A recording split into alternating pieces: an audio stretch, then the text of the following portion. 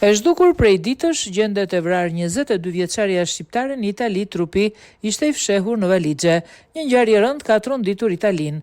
Një 22 vjeçare shqiptare, Ilaria Sula, e cila ishte raportuar e zhdukur prej 25 marsit në Rom, është gjetur e vdekur në një zonë të pyllëzuar në Poli. Corriere della Sera raporton se trupi i saj ishte i futur në një valixhe. Po ashtu bëhet me dije se disa persona që frekuentojnë një zonë pyjore në Poli në periferi të kryeqytetit e kanë gjetur të rejnë pas shenja jete të mbyllur brenda një valixhe të hedhur në një humner. Aktualisht nuk dihen shkaqet e vdekjes.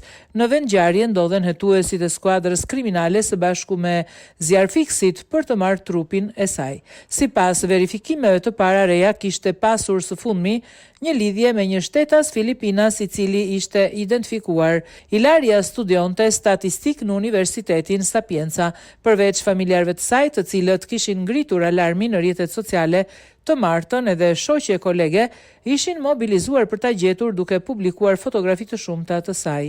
Hetimet morën një kthes dramatike gjatë natës kur policia mbërriti në apartamentin e shtetasit filipin në rrugën Homs në lagjen Africano, ku mëngjesin e sotëm u krye një kontroll nga policia shkencore. I njëjti person me të cilin viktima kishte shkëmbyer mesazhe për një kohë të gjatë natën e zhdukjes, është identifikuar nga policia dhe shoqëruar në komisariat për të marrë në pyetje. Ai mund të ndalohet së shpejti. Mbrëmjen e zhdukjes, Ilaria kishte dalë nga shtëpia me nxitim për të takuar dikë.